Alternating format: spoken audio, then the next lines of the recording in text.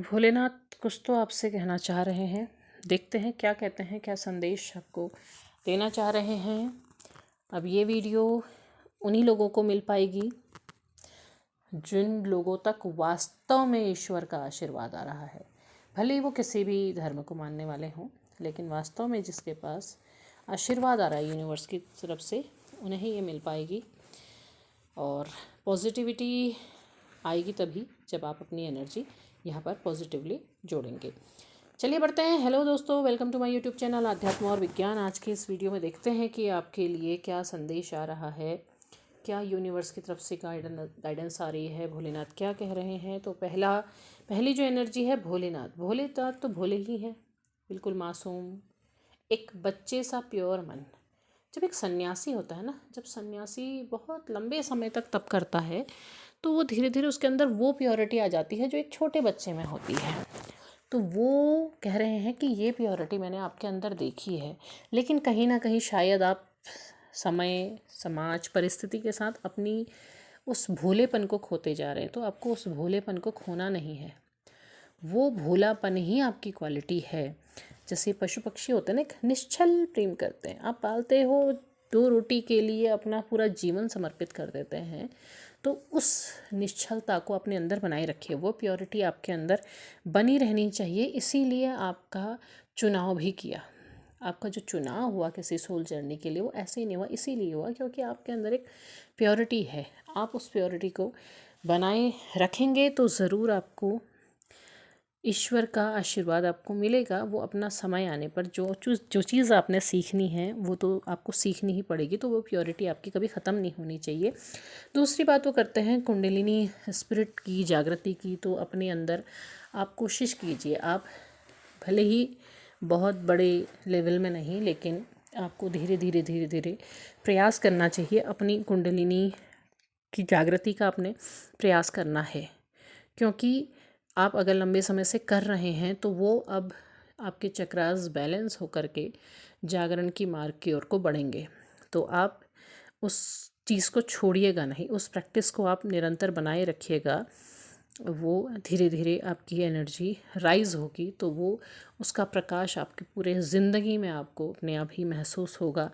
अगली बात करते हैं। वो कहते हैं कि जो अंधकार है उसके किसी कोने में प्रकाश छुपा होता है, और वो प्रकाश आपकी तरफ को आ रहा है। तो उस अंधकार में उस प्रकाश को तलाशने का प्रयास कीजिए।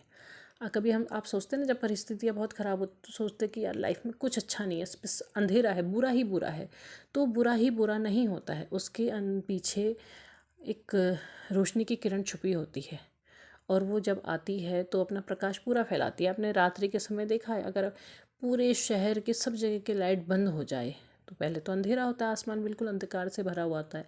लेकिन चाँद कितना भी हो, पूरा ना भी हो, तो जैसे ही सब अंधेरा होता है तो चाँद की रोशनी अपने आप ही अपनी चमक बिखेर देती है।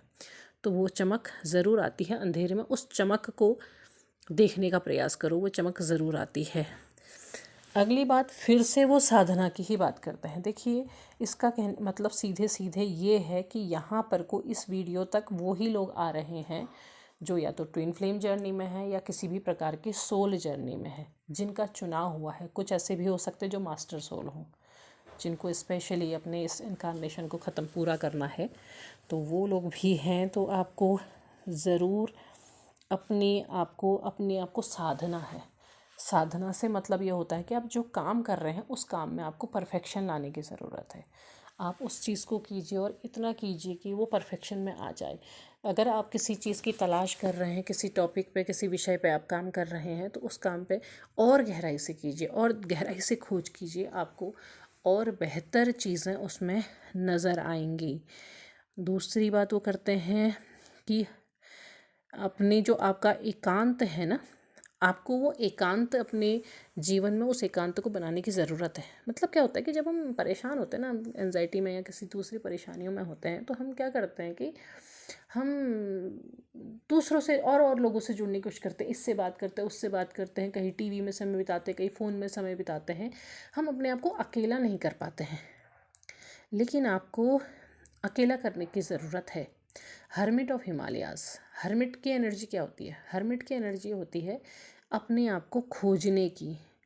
और शिव वही है, उन्होंने हिमालय में रह के, उस ठंड में रह के अपने आप को खोजा है। तो आपसे ये नहीं कहा जा रहा कि आप हिमालय में जाके खुद को खोजो, बल्कि आपसे कहा जा रहा है कि उस एकांत को खोजो और उस एकांत में अपने आप को खोजो।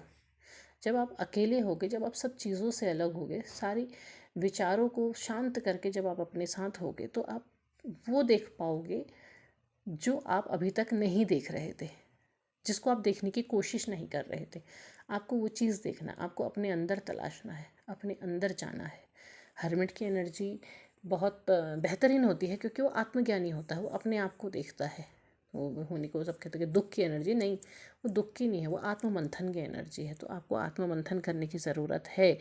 फिर से वही बात है कि खामोशी की, सन्नाटा, साइलेंस में अपने आप को, अगर आपके विचार बहुत बोल रहे हैं ना, बहुत सोच रहे हो, कभी ये सोच रहे हो, कभी वो सोच रहे हो, कभी ऐसा है वैसा है, तो बस अब थोड़ा सा खामोश हो जाओ, कुछ समय के लिए, कुछ दिनों के लिए वो साइलेंस लेकर के आओ। अपने विचारों को शांत कर दो कि नहीं, अब बस, अब रुक जाओ, अब मत उलझो, अब रुक जाओ, शांत हो जाओ। क्योंकि दिमाग भी तो आपका निरंतर, जब विचार आप लगे लगातार चल रहे हैं चल रहे हैं चल रहे हैं, तो दिमाग भी तो उतना ही काम कर रहा है ना, उसको कब आराम मिलेगा? उसे भी आराम दो। तो थोड़ा सा साइलेंस की ज़रूरत है। खामोशी में अकेले में पल बिताओ, अकेले में बैठो और कुछ मत सोचो, कुछ मत देखो। देखो धीरे धीरे कितना आनंद आता है, बड़ा ही आनंद आता है। फिर से अगली बात है मंत्रा चैंटिंग की। तो मंत्रा चैंटिंग ज़रूर करिए, करते रहिए करते रहिए करते रहिए, धीरे धीरे वो सांसों में आ जाती है। तो मंत्रा चैंटिंग जब आप करेंगे तो आपके अंदर की जो वाइब्रेशन है ना, वो वाइब्रेशन धीरे धीरे गूंजते गूंजते पूरे ब्रह्मांड तक पहुंच जाएगी। तो वो मंत्रा चैंटिंग करो, आपके ऑरा बहुत स्ट्रॉन्ग भी होगा और आपको आपके चक्रास में भी बहुत फ़ायदा होगा। अगली बात वो करते हैं कि विचारों की बात करते हैं कि जो हम इम्प्योरिटी कहते हैं ना, कि हाँ इसके विचार कितने बुरे हैं, ये कितना गलत सोचता है, इसके कर्म कितने ख़राब हैं। उस चीज़ से थोड़ा सा आपको बाहर निकलने की ज़रूरत है, उससे डिटैच हो जाओ। दूसरों के ऊपर उंगली उठाने वाले आप कोई नहीं होते हो। आपके लाइफ में कुछ हो रहा है या आपने कुछ किया तो आप कहते हैं कि प्रारब्ध है, दूसरे की लाइफ में किया तो कर्मों का फल। ये थोड़ा सा गलत है। तो ये चीज़ आपने नहीं करनी है, इस चीज़ को अपने अंदर से हटाना है। अगर आपकी लाइफ में भी कुछ हो रहा है तो वो भी आपके कर्मों का फल है, दूसरे के लाइफ में हो रहा है तो वो भी उसके कर्मों का फल है। अगर कुछ तय हुआ है तो वो प्रारब्ध है, तो इसका मतलब दूसरे की व्यक्ति की लाइफ में भी जो कुछ है वो भी प्रारब्ध है। तो इस तरीके से आपको अपने विचारों की शुद्धि ज़रूर करनी होगी, उस इम्प्योरिटी को अपने अंदर से ज़रूर हटाना होगा। ध्यान करते हैं तो ध्यान में अगर आपके बहुत विचार आ रहे हैं तो उन विचारों को कहिए कि अब रुको, अब मत आओ, अब हट जाओ, मुझे करने दो। उसको धीरे धीरे धीरे धीरे उसको बढ़ाते चले जाइए। एक अवस्था ऐसी ज़रूर आएगी जब आप समाधि होंगे। तो समाधि की जो अवस्था होती है ना, वो क्या होती है कि आप एक जगह पे किसी एक स्थिति में फोकस हो जाते हैं।